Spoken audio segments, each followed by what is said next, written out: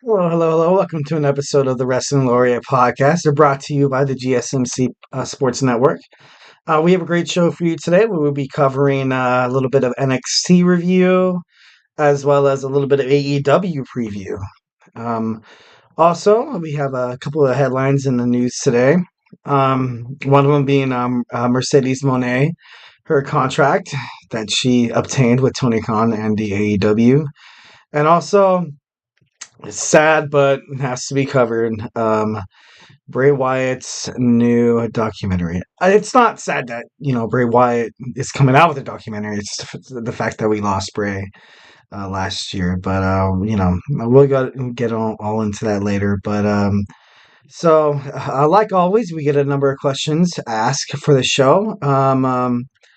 So for me to be able to read it on air and to ensure that I actually read it on air, use the tips and donations link at the GSMC with your questions. This puts your questions on top of the list so I can see it, so we can have a nice little back and forth conversation, talk about wrestling, good old-fashioned wrestling.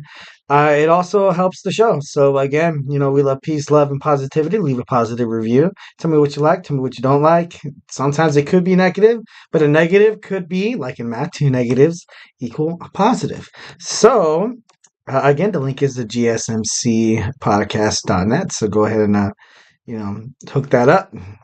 So first of all, let's go ahead and talk about NXT.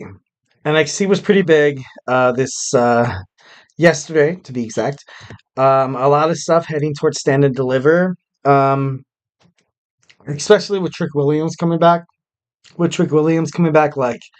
And the feud with Carmelo Hayes, it's going to be super sick to watch. But to kind of start out, we had Roxanne Perez facing, I think it was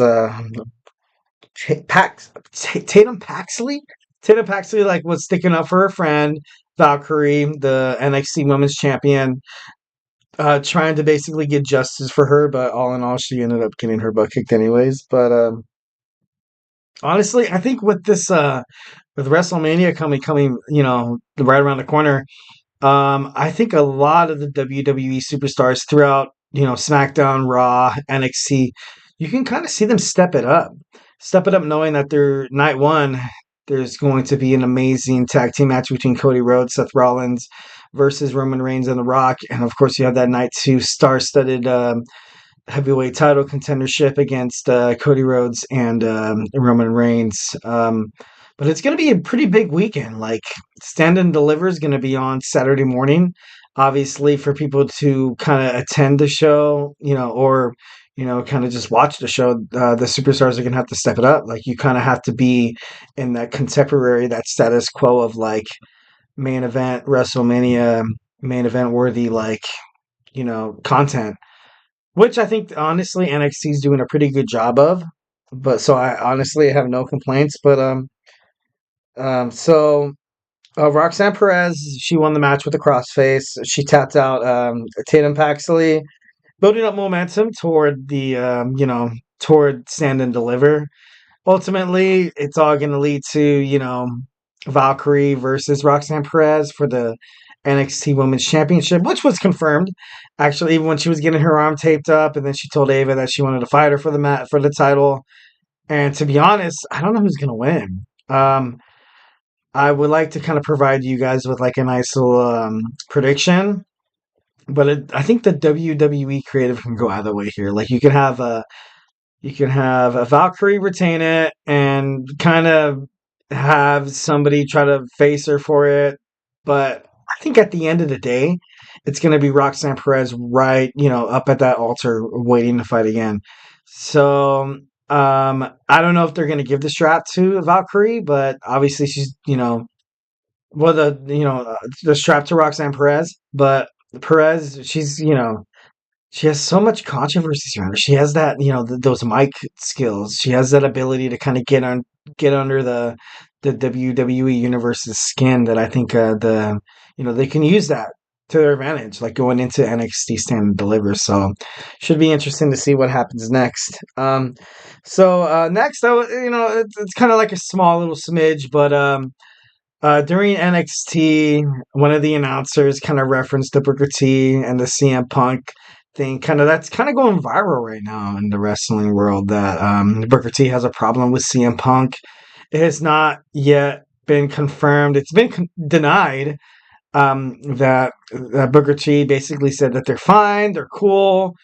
CM Punk has actually been helping a lot with the NXT, but I think one of the other announcers told Booker T like, "Oh, CM Punk's returning to Chicago next Monday Night Raw. Your favorite wrestler." And then Booker T said his Hall of Fame catchphrase, "Tell me you didn't just say that." And it was just, I don't know. I honestly, as a viewer for wrestling, I thought that was pretty cool. Um, but moving on, we had Alpha Academy versus they fought Metaphor. But to no avail. Alpha Academy ultimately had to challenge the Wolf Dogs, Baron Corbin and Braun Breaker, to a match next week. If they win, they're in. That's kind of crazy, to be honest. Like, you have this triple threat tag team match, but I think Braun Breaker and Baron Corbin really doubt the abilities of Alpha Academy. Well, they said it with all due respect. Usually, when you start a sentence off with all due respect, something bad's probably going to follow after that.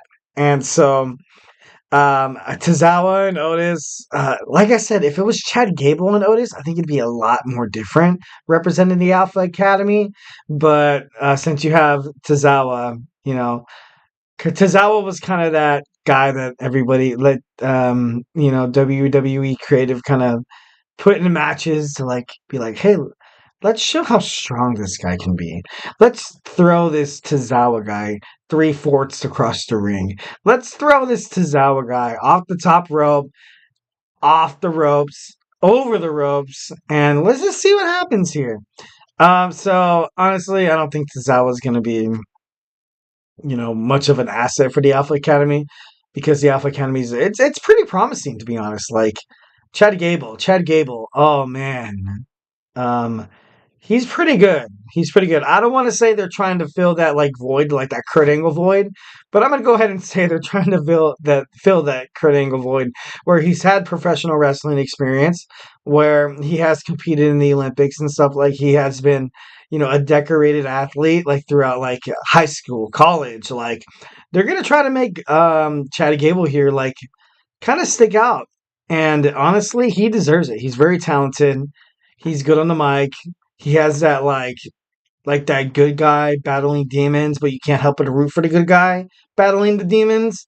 Or what he said to Sami Zayn about him, how he's not ready for Gunther. Which Sami Zayn, like I said, the argument is pretty legitimate. But I don't know, it's interesting to see what happens to Alpha Academy next week on NXT. Moving on. Um, there was a promo that had me rolling, like straight up rolling laughing. Metaphor was basically talking. It was Noam Dar, basically talking about how he couldn't help to get his hands on Trick Williams to beat him up. And then you had Lashes in the background. She was like, "Yeah, I can't wait to get my hands on that man again." And everyone was like, "Whoa, whoa, whoa!" Like, "Oh, fight him. We're gonna beat him up." And she was like, "Yeah, yeah, that's what I meant." But in reality, we all know that somebody wants a piece of Trick Williams. Why not? He's awesome. He's very talented. He's a handsome dude. He's good on the mic. He's gonna be a flourishing wrestler. Honestly, I wouldn't be surprised if within the next mm, probably next Royal Rumble, he'll probably make his debut, like at like number 23. Trick Williams comes out and probably gets eliminated by like Brock Lesnar or Gunther or something. I don't know, but I don't know. I hope he does really well. I really really like Trick Williams. I think he does really good with the WWE storylines. He's able to kind of he's like the antagonist, but at the same time he can be the good guy. So honestly, I don't know. Trick Williams, that's the man right there. Moving on. So we did have what I thought was gonna happen, and so Josh Briggs ended up challenging Obafemi to a match at Stand and Deliver. But as they were trying to consolidate it all, Djax interrupted. And once again, much like my speculation for the United States Championship, I think this is gonna end up like kind of like a triple threat match. And it's going to be awesome. It's going to be awesome. You have three great competitors fighting. You have that Josh Briggs aspect of trying to avenge your friend, bro. Like you hurt my friend. And then you have Obafemi as like that like high-end Nigerian, just like badass that's able to like just beat the shiitake mushrooms out of everybody. And then you have Djax coming out. It's kind of like that wild card. So that plus that, it all equals a nice little equation for a pretty darn good match, especially at Stand and Deliver. Because kind of like a side note, Stand and Deliver is kind of like the not the pre-show per se to WrestleMania Saturday, but kind of like the pre-show per se. Like it starts off in the morning, it's gonna start out guns blazing, and if it doesn't, um, I a lot of these NXT stars probably have a lot of pressure on them to kind of perform at like extraordinary abilities to kind of like, hey, Triple H is probably like, hey, come on, guys, you guys are the warm up. You know what I mean? Like a lot of time, like if you've been to like a comedy show or a music performance, you have people who perform before like the main stagers to kind of warm up the crowd and to kind of showcase the ability because the crowd's kind of essentially there to kind of watch the main event, which kind of like a little another side note. I know Ring of Honor and I think New Japan Wrestling and TNA Impact are having shows in Philadelphia around the time of WrestleMania, which is smart. That's good marketing. Like, wrestling fans are going to be in one demographic. You're going to want to, kind of have produce shows that are available for people to attend. So I don't know. That's, kind of something that we, often think about. Um, but moving on. So Axiom and Frazier fought against the No Quarter Catch crew. They picked Charlie Dempson and Miles Bourne. Ultimately, they came up short. Axiom and Fraser were able to win with that badass Axiom Spanish fly off the top rope. I don't know why, but I really like seeing the Spanish fly. I think that's dope.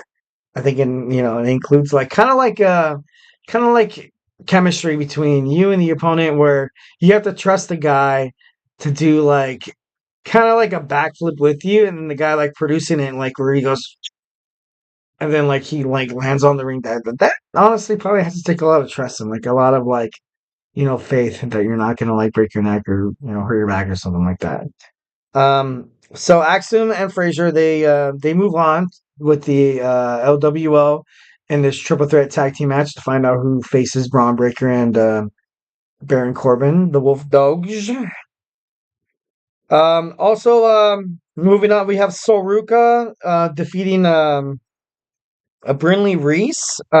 So I don't know if you guys ever watched Soruka like wrestle, but she's pretty darn good. I don't know if anybody paid attention to her finishing move, the Soul Snatcher. Like she runs up to the top rope, and then she'll do like kind of like a forward front flip and grab the competitor by their head and like slam them down to the ground. And like even if this stuff's choreographed, that looks like that thing hurt. Like if like something goes wrong, like it seems like you'd be way boned after that. Like it seems like that's like that like you can end someone's career like that. So how could you do it? I'm just kidding. Um, but anyway, she picked up the win, and she's building momentum toward what she had before she got injured. So I hope, like, probably within the next couple of months, she's probably going to be the number one contender to face off the NXT Women's Champion, which is good because she's good for television. Next is the Heritage Cup between Riley Osborne and Drew Gulak. To be honest, I never really knew what the Heritage Cup was all about. And once when found out the rules and stuff like that, it's actually kind of cool. It's kind of cool the way they do it. Like it's kind of like a best out of three. Iron Man match, plus like UFC and boxing, you have timed rounds. You have whoever gets 2 out of 3. If it's no disqualification, or at the end of the day, if the matches are if the pinfalls are tied, then the match goes to the champion. And I think it's kind of cool. And Riley Osborne and Drew Gulak fought a pretty good match. Um, Osborne started off pretty strong. He got the first fall within the first round. Drew Gulak followed with the second fall in the second round, and Drew Gulak finally finished it off for the no quarter catch crew in round 3, and was able to win the match and retain the Heritage Cup. So I've always liked Gulak. Gulak's a good wrestler. He's, like I said, he was part of like 205 Live, and he was like the cruiserweight.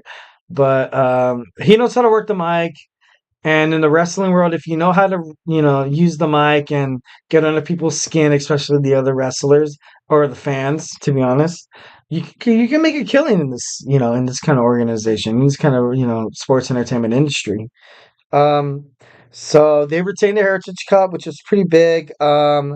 Carmelo Hayes and Trick Williams, per Sports Illustrated, has been confirmed for Stand and Deliver, which is pretty badass because that's one of the matches that I don't know if it's going to be the the main event, because you have D'Angelo versus Dragunov, but honestly, I would kind of like this to see these guys just go at it in like a street fight or something like that. Like that would be so cool.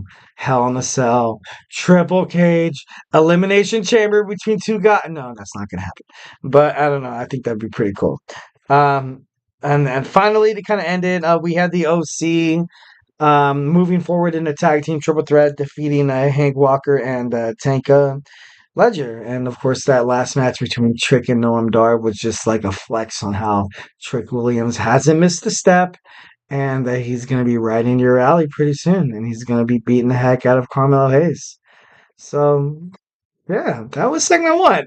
A lot of action that was being unpacked for NXT, but don't go anywhere. We got segment 2 coming up pretty rapid here. We have an AEW preview. We have Adam Copeland, Christian Cage in an I Quit match for the TNT Championship.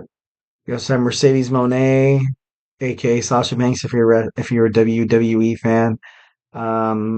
Also, you have Eddie Kingston against Okada, and that's going to be a pretty darn good match for the Continental Championship. So, hey, don't go anywhere.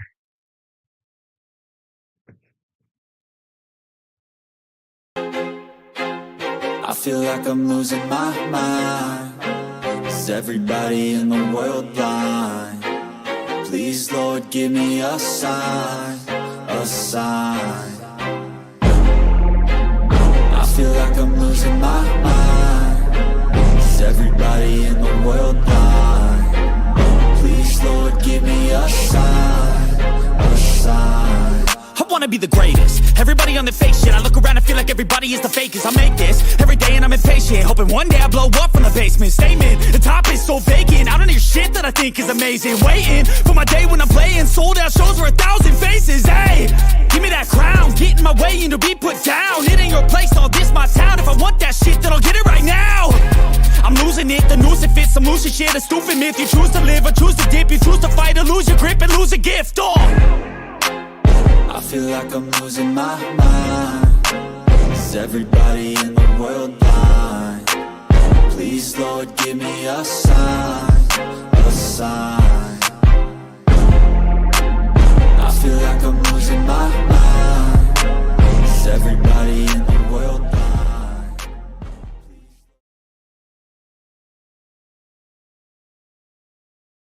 All right. Welcome back to the Wrestling Laureate Podcast, presented to you by the GSMC Podcasting Network. We recently spoke about, the NXT and kind of how they're, kind of heading into Stand and Deliver, because it's going to be a pretty big deal. Like I said, it has to be a big deal. It has to get people excited for the grandest stage of them all, WrestleMania. Like, it should be just absolutely stellar, which in my mind, I think it's going to be pretty cool. So tune in, Saturday morning. Don't miss NXT. So just a reminder, once again. We're begging you because we love our fans, to make sure you use the tips and donations link. It's at the GSMC Podcast.net. We get a number of questions through the show, and honestly, I want to talk to you guys. I want to just like talk to you guys about some, wrestling, especially going into WrestleMania. WrestleMania, like you can probably sit at a bar. You can probably sit at a bar, talk to a wrestling fan, and talk about WrestleMania for absolute hours. Like that's what I want to be for you guys. Like I'm that guy to like sit down here and talk to you guys for hours. Wrestling is something we all have in common, something that we all love, something that like we pass down for our kids to generations and generations. But overall, I don't know. I just think, use the tips and donations link at the GSMCpodcast.net. And your questions could pop up at the top so we can have, a nice little talk here. All right. But moving on to this AEW preview. AEW has slowly but surely been kind of creeping up as one of my favorite shows of wrestling to watch during the week. Right now NXT is like right there, and then you have AEW, and then well, not like ranking them as if like I hate them.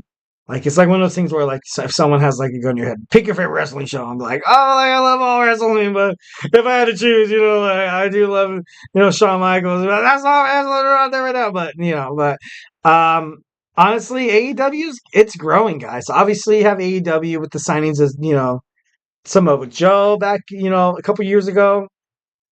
Obviously, Jeff Hardy's there. You have a bunch of top name superstars. John Moxley. Well, I think John Moxley actually is doing some fight in New Japan Wrestling. But also Eddie Kingston. You have Will Ospreay. That he was recently just signed, and of course the CEO, Mercedes Moné, making her debut in Boston last week. So AEW is kind of like, I don't know, it's kind of like that new blood. It's kind of like that new thing that, kind of just sparks your love for wrestling. So you may be a WWE fan and not necessarily kind of want to watch AEW because they're the competitor, and I don't want to like attribute to a show that doesn't have all my favorite dudes on them or chicks. But hey, watch AEW. It's a good watch. Absolutely, it's a good watch. So our preview is going to start off with, so we have a street fight tonight. It's probably happening. It's 8:22. It's probably happening like right now. Where Chris Statlander and Willow of Nightingale versus Julia Hart and Sky Blue. Of course, Julia Hart and Sky Blue last, last time it was big business.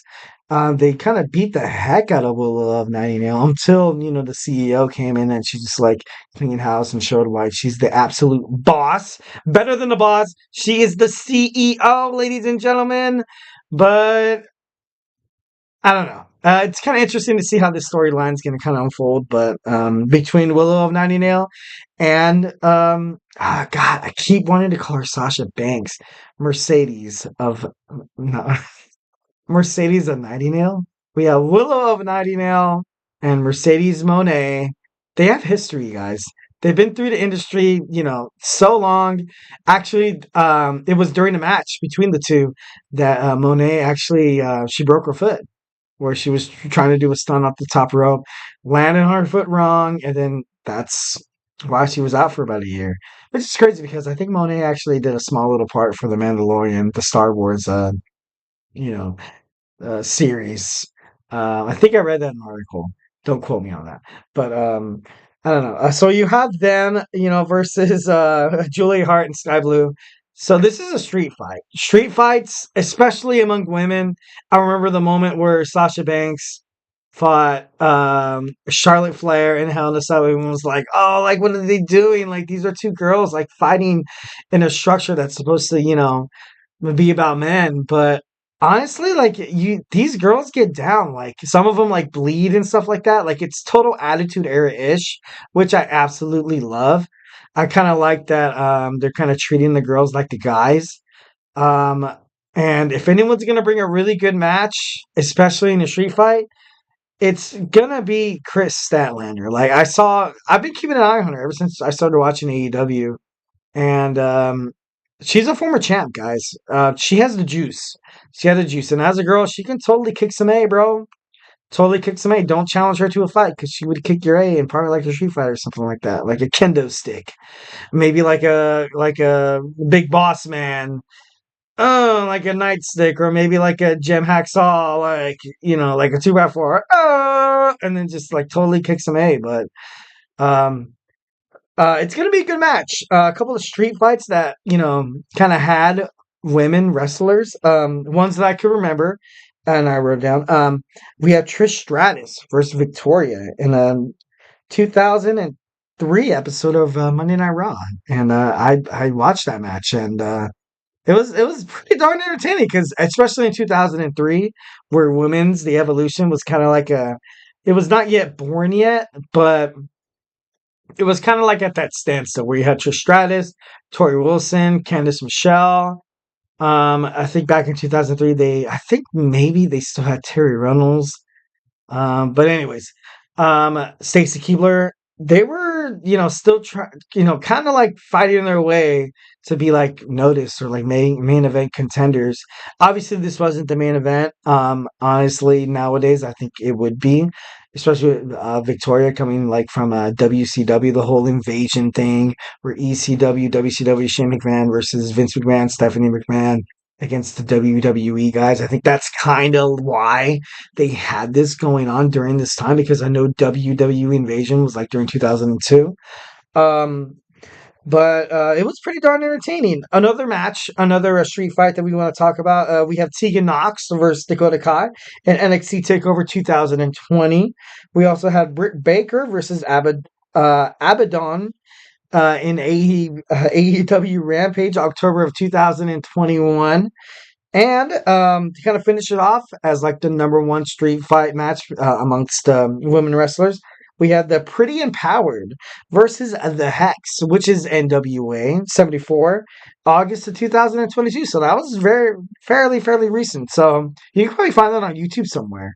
The NWA is kind of like it's kind of like more of like an independent circuit, like kind of like underground, which is crazy because like the moment NWA kind of merged with the other company for like WCW, like now you kind of have this entity toward itself, and I don't know, something that was like really big is kind of like small, but it's crazy because the wrestling industry, like you don't want to overlook.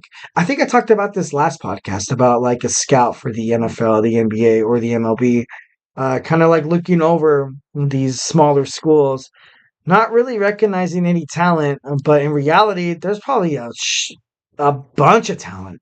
There's probably a gangload of talent that you're probably not looking forward to just because it doesn't have that like that ace on your chest, like you know what I mean. Um, so that's gonna start off with a street fight.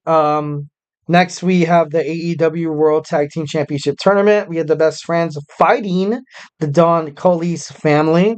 That should be interesting because I don't know it's crazy how there's a tag team tournament happening with NXT, AEW, and essentially kind of WWE finding out who fights Damian Priest and Finn Balor.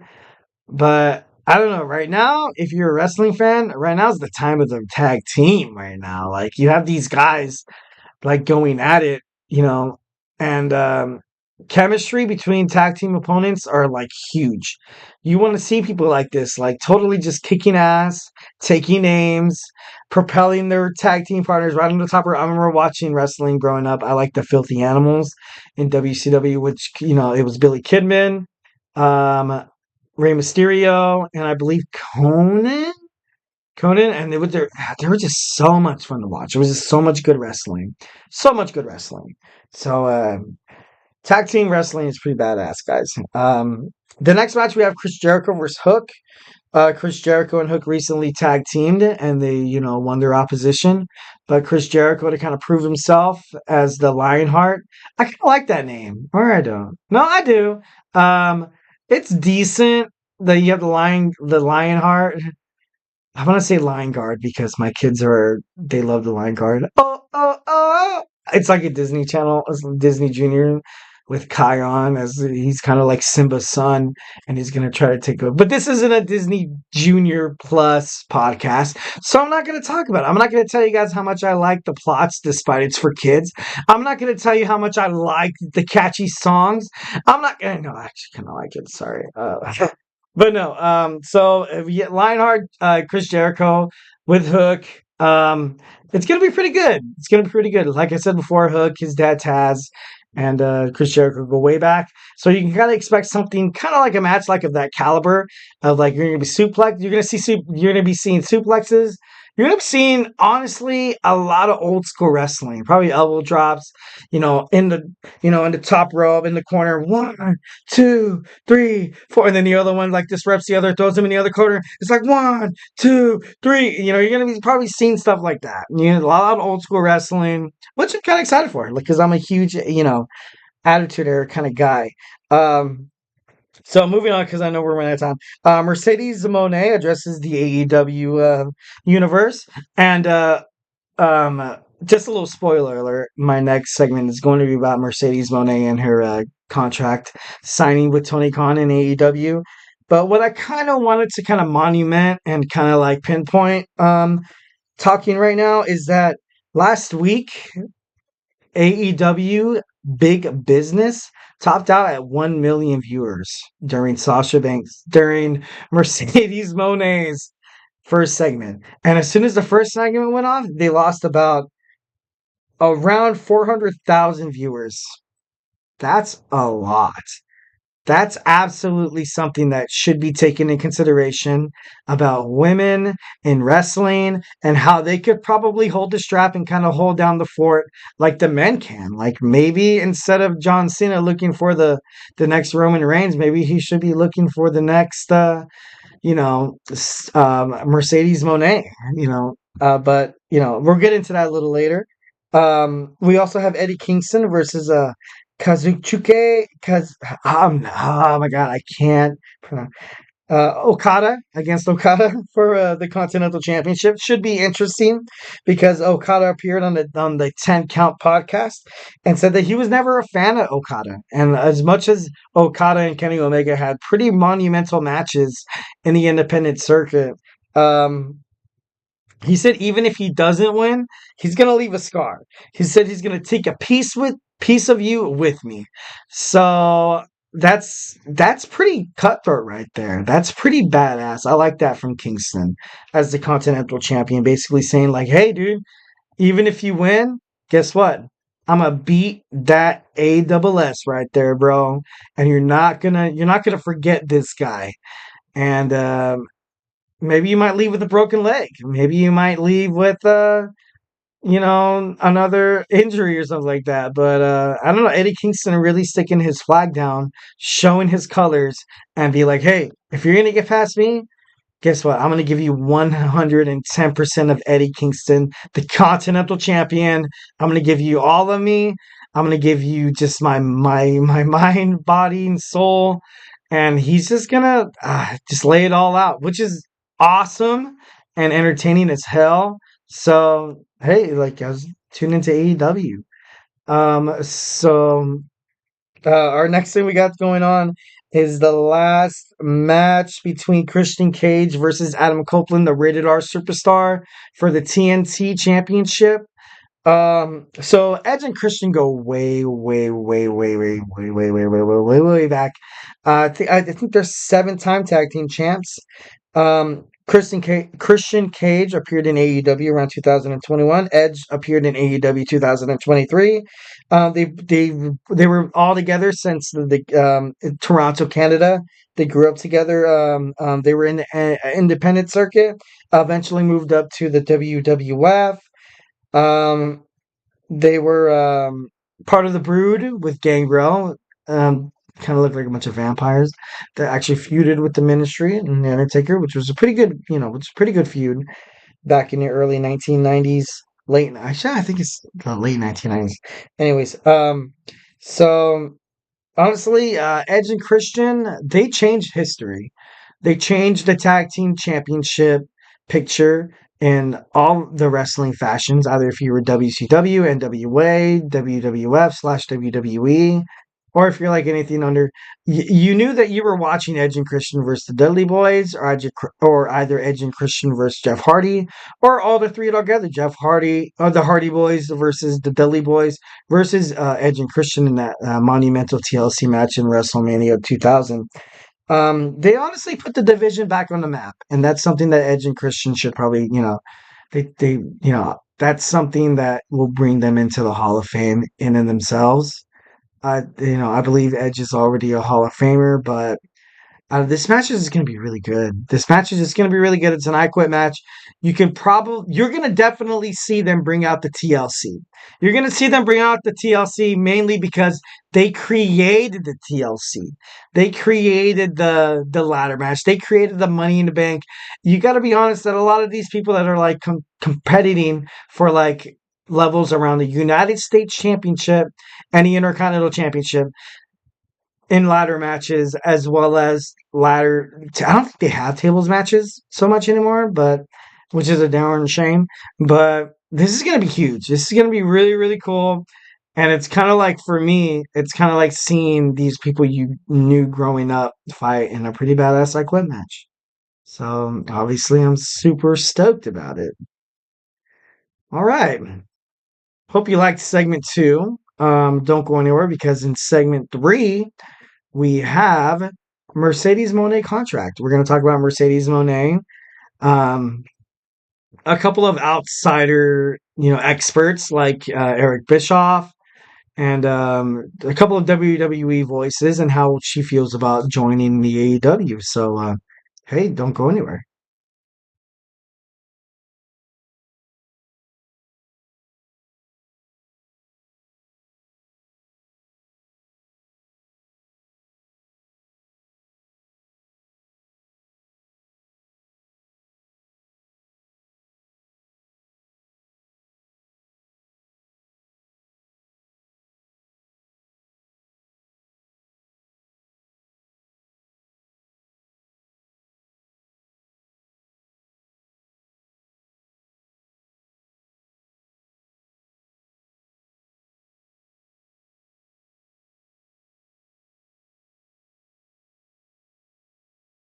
For the best and latest podcasts available anywhere, go to the podcast app on your cell phone and type in GSMC to access free content-rich podcasts on health and wellness, book reviews, sports, entertainment, relationships, social media, movies, technology, finance, and even weird news. Subscribe and download the GSMC Podcast Network's family of shows, available everywhere podcasts are found.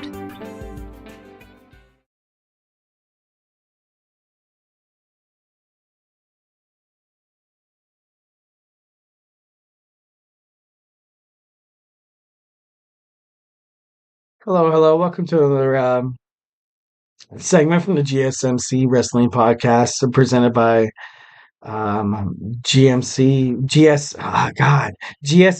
Sorry, guys, GSMC Podcast Network. We recently spoke about kind of NXT review, kind of a little bit about the AEW preview, and next we're going to talk about Mercedes Mone. Mercedes Mone's Money. Which, we all kind of want to talk to, exactly the reason why she's pronounced, because it says Monet Talks, kind of like Money Talks. So Monet told Variety that she still haven't kind of taken everything in yet. That she kind of felt like Stone Cold Steve Austin in her return, which is kind of cool. It kind of like reflects on her knowledge of the wrestling industry, because I know one of her main influences was Eddie Guerrero, the Gory Guerrero, kind of like the Guerrero family. But and I think still to this day, she goes up to the top rope and she does the frog splash. And I think every single time she has like a finisher, she kind of like puts them on her back, kind of like the Gory Bomb that Gory Guerrero used to use to defeat his opponents. But now she kind of like flips it around, and it's all in all looks pretty cool. It's always good to be innovative, especially when it comes to wrestling moves. You don't want to see things kind of go out of style. kind of like Shawn Michaels is a super kick. Now you kind of see people super kicking people and it doesn't really mean anything. But back in my day when I saw someone do the super kick, you're like, oh my God, it's over. How is he going to get up from that? But nowadays, or like back in the 80s where Hulkamania would just, do the leg drop and everybody was like, oh my God, it's a leg drop. No one can kick out of that. But nowadays, it's kind of just like a standard wrestling movie and you don't make too much of a big deal out of it. But moving on. So the best thing about Mercedes Moné is that she was able to make her AEW debut at her hometown in Boston, which I kind of hinted at before. Like it was called Big Business. You had the boss, the CEO coming in, and it's the boss business work, kind of white collar, kind of thing, kind of playing into it. So I think that's the reason why they named it that special event that was going on. But she debuted in her hometown of Boston, which is pretty cool. That's kind of like a dream for anybody, joining the wrestling circuit. Or basically, what about well, I don't know if it really pertains to like sports like NBA, baseball, hockey, football, because like you're constantly traveling, you're constantly coming back. It's kind of, I guess you can kind of compare it to if you're an NBA player and it's your birthday and you score shit like a bunch of points. And like it was like, oh, on his birthday, like he scores like 67 points or something like that. Honestly, I think that would be the best I can do to kind of equivocate, what I'm kind of talking about here. But so Eric Bischoff, former general manager of Monday Night Raw and one of the heads for WCW, said in a podcast that basically that the AEW, they gained 1 million viewers for one segment. For basically Sasha Banks. And Mercedes Moné is constantly revolutionizing the women wrestling business. Either if it's in the ring or off the ring, you gotta it's crazy because if someone's gonna draw 1 million viewers, honestly, she should be the main event. She's like the Roman Reigns of AEW right now. Because last time I checked, and according to Forbes magazine a couple years ago, that Roman topped out around $5 million per year. Kind of like what Sasha Banks is getting paid right now. Or Mercedes Moné, sorry. Dang it. She's main event caliber. She's also signed a huge contract. And the fact that she's back on cable television, that's actually a very, very, very big deal that she's back on cable television. Because, of course, you had her on New Japan Wrestling. She did a little bit of the independent circuit as soon as she left the WWE in 2022 in May. But those kind of things you have to pay for like an external kind of thing, kind of like a Peacock. But obviously you have WWE SmackDown on Fox and you have the WWE Raw on the USA Network. But honestly, this is pretty huge. This is something that if you're in AEW creative or storylines or just like the script supervisor or the showrunner, the director, you're going to want to show kind of like the best you have last. Kind of like, you kind of build it all up, kind of tease the segment a little bit. And then you kind of have the main event like right there. The question for AEW is trying to find a woman that can hang with like the Mercedes Moné kind of popularity there. Like I like Willow of Nightingale, but I don't know. Like they're kind of leading up to like a Tony Storm versus Mercedes Moné, which would be pretty badass. I would love to see that. But obviously, I think it's going to take time. I think if they give her a title opportunity right off the bat, fans are going to be kind of be like, "Oh, okay, she comes back from WWE, and all of a sudden she's the best, and I don't like that." And it's just for ratings, guys. Come on, it's just for ratings. When it comes to wrestling shows, guess what? If the ratings aren't there, if the butts aren't in the seats, you're not selling merchandise, you're not selling tickets. Guess what? You're going to become something just like. And I'm not trying to put down these wrestling entities. Like, you're going to become like a TNA. You watch TNA, you watch the NWA, you watch Ring of Honor, you watch New Japan Wrestling, and you see probably like a crowd of like 1,000, 2,000 tops. But if you're like in AEW, which their main thing is they're going to fight at Wembley Stadium, and that's absolutely huge because that's like a huge sports complex. That's kind of like fighting at the Madison Square Garden equivalent to like European wrestling. So I don't know. For AEW, I think the acquisition of Mercedes Moné is going to be pretty big um, in that. So, like I said, she's only 32 years old, so she's kind of, she's still in the prime. And she shared why she chose AEW. And I quote, she said, "You can do so much more in AEW. You can do everything. So, this is the place for me to be." Kind of showing why, I don't know, kind of showing how AEW is a lot more different than WWE because WWE kind of has their own agenda and they kind of like it's like one of those things where kind of oh man, I don't want to like, misspeak or I don't want to seem like belligerent or ignorant or anything like that. But the executives from WWE kind of tell you who you are and what you want to be. Um because I think I actually read this lately in like an article with Nick Nemeth, aka Dolph Ziggler, that WWE doesn't like to use people's real names. And you wonder why is that? Because they want to ensure that they have your character, and if you decide to leave WWE, guess what? You're gonna have to start fresh. Like, for example, Sasha Banks. Sasha Banks was such a household name, especially in the wrestling industry, that was consumed with WWE, NXT, Raw, SmackDown, pay-per-views, etc., etc.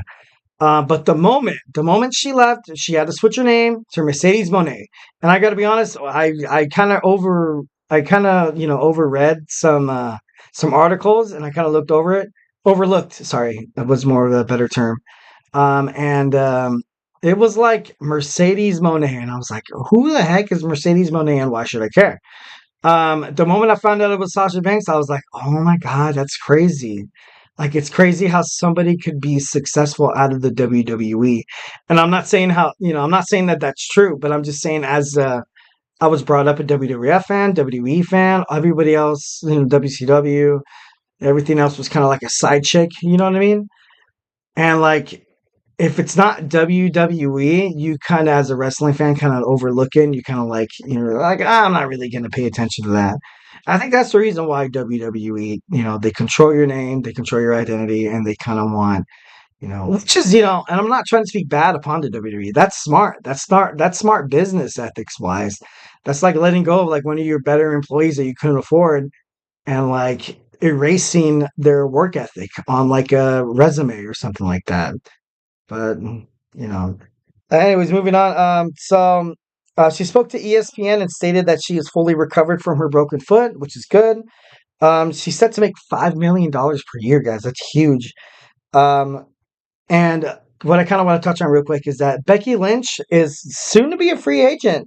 So she can kind of use Moné. This is why I say Moné's contract signing is pretty like, blockbuster, kind of groundbreaking, is that a lot of the superstars from AEW, NXT, WWE from the women's side are going to kind of use Moné's, kind of use her, like her contract as kind of like the stepping stone. Like to be like, well, especially with Becky Lynch. Becky Lynch is like so recognized in the wrestling industry right now. WWE would absolutely have no choice but to sign her. And if they don't sign her, that would be extremely stupid. We would lose her, lose viewers, and then like, oh, that would be absolutely terrible. Absolutely terrible. But I don't know. So some of the kind of before we end the segment, some of the top paid WWE superstars according to Forbes was Brock Lesnar at $10 million, Roman Reigns at $5 million, Randy Orton at 4.1. Becky Lynch's last contract was good for $3.10 million. So obviously, from Becky to Mercedes Moné's, a huge discrepancy. So, all right, that was my Mercedes Moné take. Don't go anywhere. We're kind of limited on a little bit of time here, but just remember that we have a little bit of Bray Wyatt talk. Becoming Immortal. And Peacock extravaganza documentary coming out about Bray Wyatt. So it's going to be pretty cool. Don't go anywhere.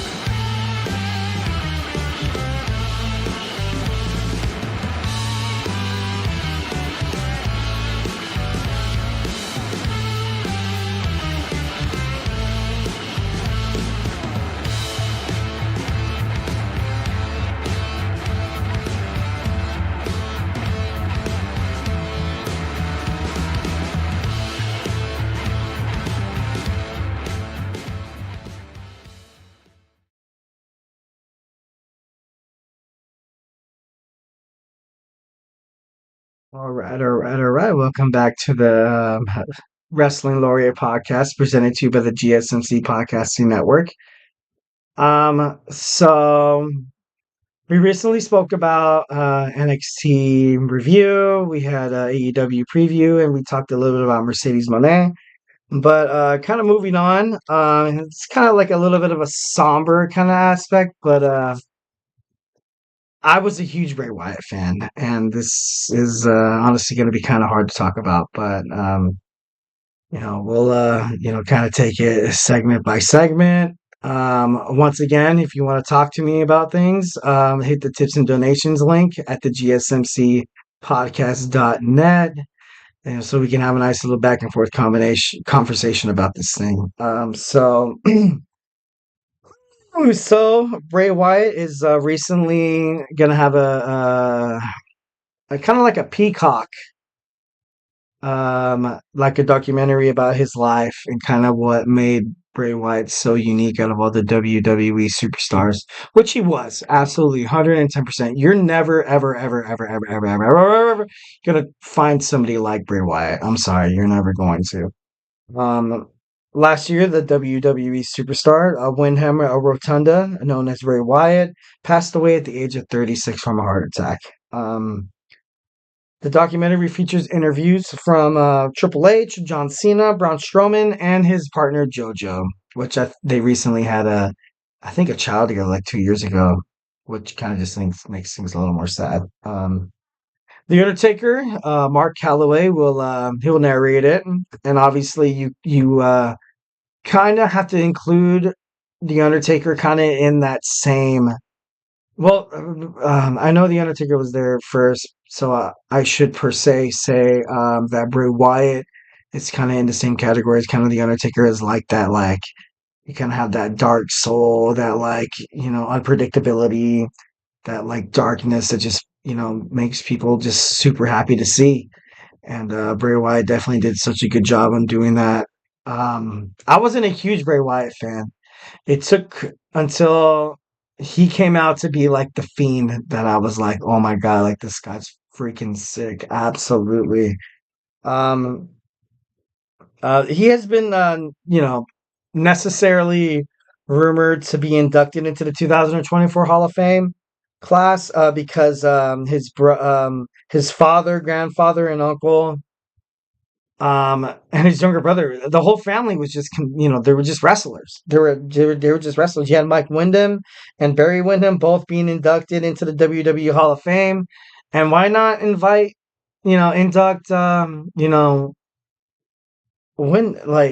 Bray? Like, why don't you just? I don't know. I think he deserves to be in the WWE Hall of Fame because whenever Bray Wyatt came onto the screen, that you had to pay attention because something big was going to happen, and that Bray Wyatt was he was such a storyteller. He had storylines that just kind of just like propelled off him. That you can basically pair him up with any superstar, and it wouldn't be weird. You know how sometimes you would you kind of see WWE feuds, people going at each other, and you're like, man, that seems kind of different. That seems kind of weird. That seems like it doesn't really work. But Bray Wyatt worked with everything. He worked with everybody. He was one of the best WWE, personalities in industry history. Um, so I read in an article that when Wyatt's character was based on Martin Scorsese's film Cape Fear. You kind of had the hat, and you had the Hawaiian shirt. And Jake the Snake Roberts said that it was very, very, very Charles Manson like. I don't know if anybody knows Charles Manson from the later generations, but I know obviously I know who Charles Manson is. Um, and Manson needs a family. That's how he did all he did. If you don't know, then Google it. Um, and it was so manipulative. It was just so entertaining. It was just so weird and evil at the same time, but it just kept you hooked. It kept you hooked as the audience. It kept you hooked as a fellow WWE superstar. It just Bray Wyatt had a way with the fans. He had a way with WWE storylines. He had a way of telling his own story. And what Triple H said in an interview, that he had a way to tell stories. And no matter how far-fetched and how crazy it seemed, you just couldn't help but to listen. It was like one of those, it was like a really good teacher in college, or it was one of your mentors, where whenever they spoke, it doesn't matter what you think of them, it doesn't matter what they did the night before, it doesn't matter how they treated everybody else. The only thing that matters was you just sat there all googly eyed, you listened. And that's the reason why Bray Wyatt is so prominent in the wrestling world, and he will be devastatingly missed. Like I said, I was a huge The Fiend fan. The moment The Fiend came out, I thought it was so interesting and weird. I remember my wife told me, she was like, why do you like that? It's so weird. I remember sometimes my kids would be watching behind my shoulder some of these Firefly Funhouse, like, everybody. And my wife was like, what? Turn that. The kids are here. But it was just that uniqueness that just drew me in. And I was like, why should I turn? This is art. This is an art form right here. This is exactly what he wants from the audience to do, and he perpetuated that in his promos, and we bought into it. I bought into it. I loved it, and I loved Bray Wyatt. I loved his Cape Fear. I loved the Sister Abigail. I loved his last Uncle Duty or Uncle whatever. But most importantly, I love the Fiend. If you look I kind of have a nice little man cave kind of in my backyard, and you just see I have the Fiend figurines. I have the posters. I don't know why, but I would the moment Bray Wyatt turned into the Fiend, I was just absolutely and incredibly hooked. I was fixated on that, and I don't know. That's something that Bray Wyatt did really well.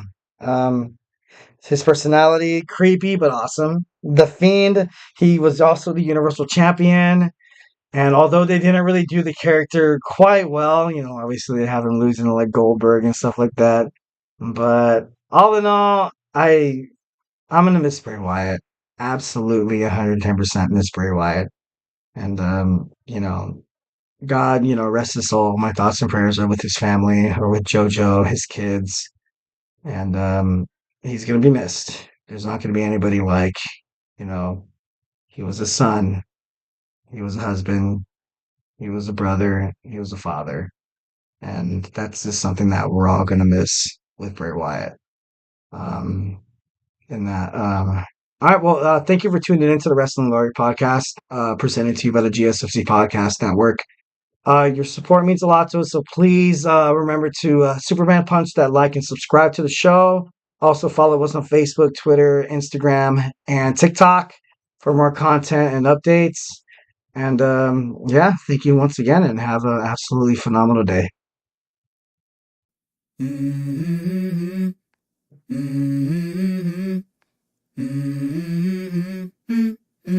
Let's go. I wake up to a little bit of drool on my pillow, feel like it's gonna be a bad day.